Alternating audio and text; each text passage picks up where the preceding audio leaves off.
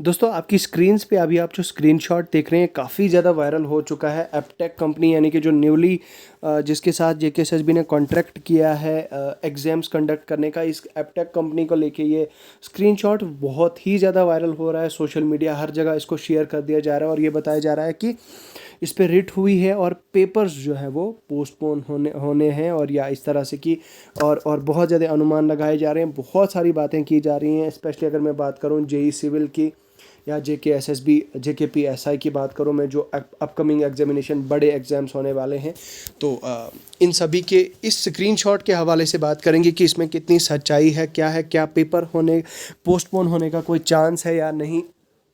इस पर आज हम पूरी इस वीडियो में चर्चा करेंगे। पूरा आपके 5 मिनट लूँगा मैं चाहूँगा कि ऑफ कोर्स आपका टाइम जो है वो काफ़ी ज़्यादा प्रीशियस है अभी के इस टाइम पे। सो मैं बात को ज़्यादा लंबा खींचूंगा नहीं, बहुत शॉर्ट में आपको बताऊंगा और आपसे रिक्वेस्ट करूँगा अगर आपका एग्ज़ाम आने वाला है तो आप वीडियो को 2x पे देख सकते हैं, ठीक है। तो वीडियो में आगे बढ़ने से पहले मैं शॉर्ट में आपको बताता चलूँ कि वीडियो की डिस्क्रिप्शन में आपको हमारे इस टेलीग्राम चैनल का लिंक मिल जाएगा।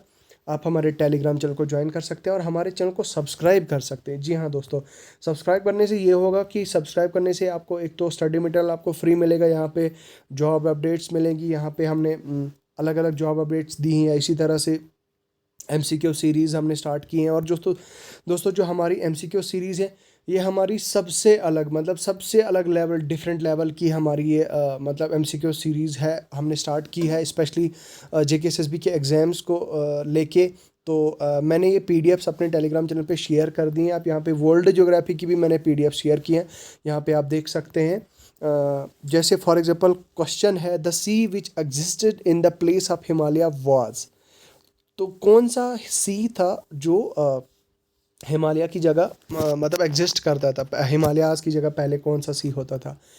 तो ये क्वेश्चन है दोस्तों। अब ये क्वेश्चन है, इस क्वेश्चन को लेके अरेबियन सी भी आ रहा है, डेड सी भी आ रहा है, टेथ सी भी आ रहा है, रेड सी भी आ रहा है। दैट मीन्स कि ये चारों जो है वो कहीं ना काफ़ी ज़्यादा इंपॉर्टेंट है। तो मैंने क्या काम किया है उस लेक्चर सीरीज़ में, मैंने क्या काम किया है उस एमसीक्यू सीरीज़ में, मैंने चारों सीज़ के बारे में आपको जो जो इन्फॉर्मेशन हो सकती थी वो दे दी है। और उसके अलावा दोस्तों एडिशनल जो आपके एग्ज़ाम पॉइंट ऑफ व्यू से एक्सट्रीमली इंपॉर्टेंट हो सकता था वो भी मैंने आपको उस वीडियो में बता दिया है। इसी तरह से हर एक क्वेश्चन के चार ऑप्शन एलिमिनेट करके समझा के मैंने आपको बताए हैं। तो आप वो ये जो एमसीक्यू सीरीज़ है वो ज़रूर वॉच करें। आप मेरे टेलीग्राम चैनल पे आपको लिंक्स मिल जाएंगे और टेलीग्राम वीडियो की डिस्क्रिप्शन में आपको वो सभी एमसीक्यू सीरीज़ के लिंक्स मिल जाएंगे। तो बगैर किसी देरी के आज हम अपनी वीडियो को आगे बढ़ाते हैं और बात करते हैं। दोस्तों ये स्क्रीनशॉट जो है वो शेयर हुआ है, इसमें बात की जा रही है कि एक रिट जो है वो फाइल हुई है, फिल की गई है हाई कोर्ट जम्मू कश्मीर में। और ये 28 नवंबर 2022 को हुई है दोस्तों, ठीक है। 28 नवंबर 2022 को हुई है और इसकी हियरिंग जो है वो 30 तारीख को की गई थी अगेंस्ट अवॉर्ड ऑफ कंडक्ट। तो मतलब अब ये रिट इसलिए हुई है, किसी ने रिट की है वो इसलिए की है क्योंकि जो एपटेक कंपनी है जिसको जेकेएसएसबी ने कॉन्ट्रैक्ट दिया अभी अभी एग्ज़ाम्स का, इसके ऊपर जो रिट हुई है वो ये क्योंकि रिट किस लिए हुई है क्योंकि ये जो एपटेक कंपनी है इसके बारे में क्लेम ये किया जा रहा है कि यूपी पीसीएल एग्ज़ाम में एपटेक का जो है वो इरेगुलरिटीज़ 3 इयर्स मतलब ये ब्लैक लिस्ट की गई थी वहाँ पे यूपी में। तो in UP 3 years after irregularities in UP PCL, तो यूपी पीसीएल में इरेगुलरिटीज़ की वजह से इसको जो है वो कर दिया था, मतलब ब्लैक लिस्ट कर दिया गया था। इस वजह से जो है वो अब एपटेक कंपनी का ये बताया जा रहा है, क्लेम किया जा रहा है कि भाई अगर ये ब्लैक लिस्टेड कंपनी थी तो इसको आपने कॉन्ट्रैक्ट क्यों दिया। जेकेएसएसबी से ये क्वेश्चनिंग की जा रही है और इसको जो है वो रिट फाइल कर दी गई है, वहाँ पे फिल कर दी गई है ऑनरेबल हमारे हाई कोर्ट के ऑनरेबल हाई कोर्ट में। तो अब इसके बारे में एडवोकेट अभिषेक शर्मा जो है वो रिप्रेजेंट करते हैं पिटिशनर्स को और ड्यूटी एजी एडवोकेट राहुल शर्मा जो है वो रिप्रेजेंटेड जेकेएसएसबी बिफोर कोर्ट, ठीक है। अब यहाँ पे दोस्तों senior advocate Abhinav Sharma BJP spokes person pleaded in favour of ठीक है, उन्होंने इन फेवर ऑफ एमटेक ठीक है एमएस एपटेक कोर्ट में वहाँ पे जो है वो बात की।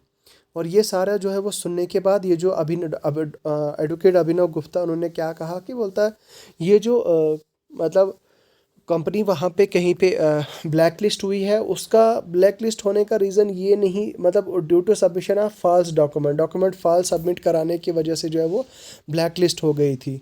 तो ऑनरेबल जज was not convinced and asked again. तो यहाँ पे इसके बारे में ये क्लेम कर रहे हैं। अब इनके कहने का मतलब एडवोकेट अभिनव गुप्ता जी के का कहने का मतलब ये है कि भाई साहब, ये जो कंपनी ब्लैक लिस्ट हुई है, इस कंपनी ने जो है वो फेक डॉक्यूमेंट्स प्रोवाइड किए थे वहाँ पे और उस वजह से ये फ्लेक हुए। बाकी इनका जो है वो कोई भी इरेगुलरिटी या कोई भी स्कैम रिलेटेड मतलब ऐसा स्कैम वगैरह नहीं हुआ है। ठीक है। अब इसके बारे में बात की जा रही कि final judgement in the matter soon. तो भाई ये जो मंडे आने वाला है, यानी एक कल नेक्स्ट मतलब कल संडे, और जब अब मैं अभी रिकॉर्ड कर रहा हूँ आज सैटरडे शाम है और कल संडे और परसों मंडे को, तो मंडे को जो है वो इसकी जजमेंट एक्सपेक्टेड है कि इसकी जजमेंट आ जाएगी। ठीक है। तो भाई इसके बारे में आप कैंडिडेट्स, अब मेन मुद्दा है कि भाई पेपर पोस्टपोन होंगे या नहीं। तो इस बात को लेके कैंडिडेट्स जो है वो बहुत ज़्यादा परेशान है। कैंडिडेट बता रहे हैं कि भाई जो है वो पेपर बताया जा रहा है, क्लेम किया जा रहा है कि पेपर पोस्टपोन हो जाएगा। तो पोस्टपोन अगर हो जाएगा तो फिर वो मसला बन जाएगा। ठीक है। कुछ कैंडिडेट्स तो बता रहे हैं कि भाई हमारे फेवर में हो जाएगा अगर पोस्टपोन हो जाएगा पेपर, लेकिन कुछों का कहना है कि भाई पेपर पोस्टपोन नहीं होना चाहिए। अगेन जो है वो हम डिले नहीं चाहते हैं, क्योंकि ऑलरेडी जो है वो 1.5-2 साल हमारा गया। तो मैक्सिमम कैंडिडेट्स तो ये बता रहे हैं कि भाई साहब हमारा जो पेपर है वो पोस्टपोन नहीं होना चाहिए। ठीक है। अब इस केस में क्या हो सकता है दोस्तों, मुझे तो लगता है कि मंडे जो आने वाला मंडे है, यानी कि 5 तारीख को 5 दिसंबर को जो है वो इसकी फाइनल जजमेंट है। अब इसकी जजमेंट है 5 दिसंबर को, और इसके बारे में जो है वो 5 दिसंबर को ही इसका जो है वो ऑर्डर पास हो जाएगा और इसके बारे में जजमेंट सुना दी जाएगी। तो अब मसला ये है दोस्तों कि पेपर्स जो है वो मुझे लगता है और मंडे को ही क्लियर हो जाएगा, और इसका जो है वो क्लेरिफिकेशन हमारे पास आ जाएगी मंडे को कि क्या क्लेरिफाई हुआ है।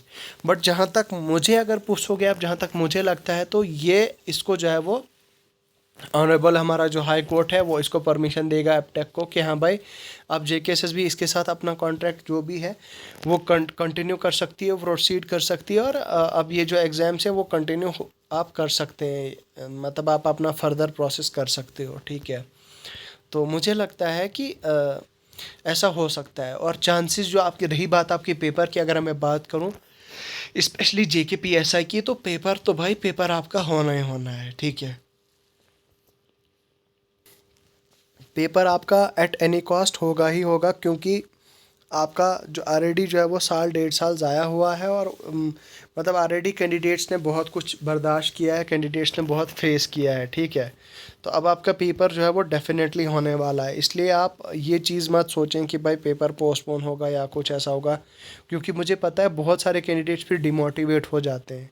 तो स्पेशली बात करूँगा मैं जेकेपीएसआई और जेई सिविल के जो एस्पिरेंट हैं, उनको जो है वो मैं बताना चाहूँगा कि भाई साहब आप पढ़ते रहें, आप इन चीज़ों में ना पढ़ें जेकेएसएसबी क्या करती है क्या नहीं करती है, हमें इन चीज़ों में पढ़ने की ज़रूरत नहीं है, हमें इन चीज़ों में जो है वो जाने की ज़रूरत नहीं है, हमें इन चीज़ों में मतलब ज़्यादा सोचने की ज़रूरत नहीं है। ठीक है।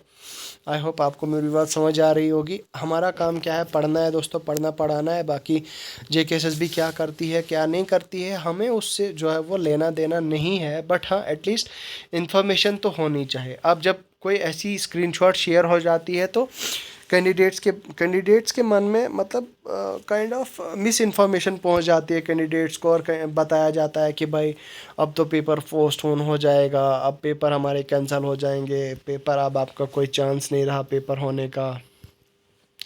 तो इस तरह की बातें जो है वो होती हैं, इसलिए हम कोशिश करते हैं, अदरवाइज़ हमारा मोटिव कोई नहीं होता है कि हम यहाँ पे आके वीडियो बनाएं। हम हमेशा कोशिश करते हैं फिर कि चलो यार कैंडिडेट्स को जो है वो थोड़ा अवेयर कर लेते हैं, कैंडिडेट्स को बता देते हैं, थोड़ी अवेयरनेस दे देते हैं कैंडिडेट्स को, ताकि कैंडिडेट्स जो है वो समझें इस बात को कि भाई सच में जो है वो ये क्या कहते हैं, ऐसा पेपर जो है वो मतलब जो र्यूमर्स हैं उन र्यूमर्स से कैंडिडेट्स बचें, हमारी कोशिश यही रहती है। बाकी आपको अगर कोई डाउट होता है, कोई क्वेश्चन होता है, कोई प्रॉब्लम होती है, तो आप हमें कमेंट सेक्शन में लिख के पूछ सकते हैं। आप हमें हमारे टेलीग्राम चैनल पे आके हमारे से बात कर सकते हैं, ठीक है। बाकी I wish all the best to each and every one of you. जितने भी लोग अपीयर होने जा रहे हैं एग्ज़ाम में, उनको जो है वो ऑल द बेस्ट कहना चाहूँगा। और ये बताना चाहूँगा कि भाई साहब, पिछली बार जो गलतियाँ की हैं, प्लीज़ प्लीज़ प्लीज़ वो गलतियाँ जो है वो इस बार रिपीट नहीं करनी है। Try to avoid all those mistakes, ठीक है। उन सभी गलतियों को, मिस्टेक्स को जो है वो इस बार रिपीट ना करें, ठीक है।